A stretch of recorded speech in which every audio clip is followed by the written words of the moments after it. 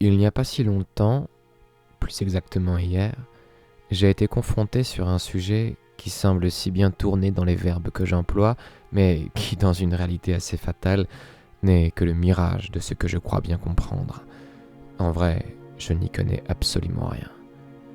L'amour, un thème de vie dans lequel je pense encore comme un enfant, ayant très peu, et voire peut-être jamais connu, pour le ressentir assez fort chez l'autre, pour en connaître la fragrance première.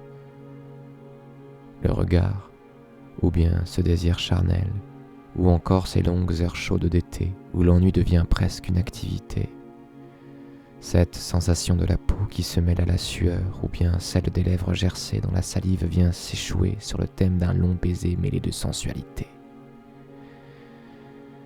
Voyez, j'arrive à en parler et pourtant je ne l'ai jamais vécu, ou tout du moins très peu pour en être conscient. Quel est donc ce trésor que je pense trouver en plongeant dans cet océan? L'amour que je peux donner me transforme, fait de ces mille huiles une peinture dont le cadre se consolide peu à peu. Une envie d'explorer, une reconnexion au plus profond de mon désir, la liberté sans la peur qui l'accompagne. Je vois dans l'amour une guérison du mal qui me ronge. Je ne sais pas ce que les autres peuvent en penser. Est-ce immature de croire cela, ou bien une erreur fatale qui causera mon plus grand regret? Ne jamais pouvoir être prêt. L'inaccessible est peut-être mon pire ennemi. Il m'attire comme la souris le fromage, et dès lors que j'y croque de mes premières dents, l'étau se resserre, brisant ma nuque, laissant échapper un son hérissant d'eau qui se brise. Suis-je voué à accepter la servitude du sentiment amoureux? Être au service, laisser tomber le tout qui faisait le plein pour accueillir l'autre qui fait ce vide. Je suis un parasite qui cherche une nouvelle vie, une erreur de cervelle qui vole, qui copie, qui mime, qui usurpe 1000 visages pour en construire le sien. Je désire secrètement être oublié de tous pour vivre comme le serpent Samu dans un contexte nouveau, dans un lien si fort qu'il me fera oublier tout le reste. Et c'est là ma plus grande aversion. Je vois trop l'amour comme un Graal. Je l'estime trop, je le ressens trop, tout est trop. Et il en est assez de ce plein qui semble vide et de ce vide qui tente de se remplir de vent. Je veux que mon puits se gonfle et implose et fasse de ma cervelle une œuvre incommode qui, par principe narratif, sera la table de chevet de celle en qui j'aurai offert ce que j'ai de plus pur et secret. Mon amour immature, sans limite, sans mensonge. Voilà ce que j'aurais aimé lui dire, leur dire. Mais j'en suis incapable, tout comme oublier celles qui ont partagé mon cœur. Je n'oublie rien, et cela me rend triste.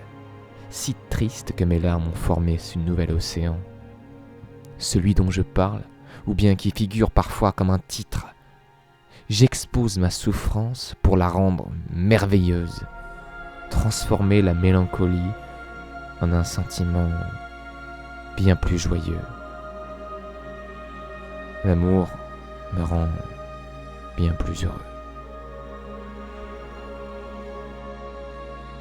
Je ne sais pas si cela fera office de lettre à tous ceux et celles qui comprendront en mes vers cet appel du secours. Celui d'un enfant qui se noie dans ses propres travers, qui tente de gravir des falaises qui causeront sa mort, plongeant son mutisme dans un lourd fracas d'une batterie dégringolant d'une estrade. Une fin digne d'un cartoon. J'ai cette vertu maladive de la patience. Je passe ma vie à attendre et compter chaque seconde qui me sépare de mon rêve, à patienter avec acharnement des réponses toutes plus inintéressantes qu'un vulgaire TikTok dont je n'ai aucunement envie de connaître son auteur. Je ne veux pas d'un amour téléphonique, d'une connexion sociale neuronale. Je veux du vrai, qui se palpe et qui se sent, et tant pis si cela pue. Faites qu'il y ait des odeurs, des sons, des textures, des sensations, et pas juste des pixels. J'en ai assez de le photographier ou bien de le filmer. Je ne veux plus ni le lire, ni l'écrire. Je veux le vivre. Et c'est terrible. Je me sens comme un golem hideux et moite qui ne vaut pas la peine d'être compris. Alors je me complais dans l'association de figures plus fanfaronnes et faussement plus intellectuelles les unes que les autres. Je ne fais que des procédés littéraires qui amènent un semblant de connivence et qui, par des questions précises, relèvera la supercherie. Des mots qui, mis bout à bout, donnent un sens et c'est tout. J'ai voulu frôler les Pléiades, j'ai heurté et enfreint l'Iliade. Ma rancune, qui m'a maintenu en hibernation et qui plus tard m'enverra à nouveau en guerre pour y mourir définitivement. Car dans un dernier souvenir, elle verra mon navire partir en guerre pour ne plus jamais revenir.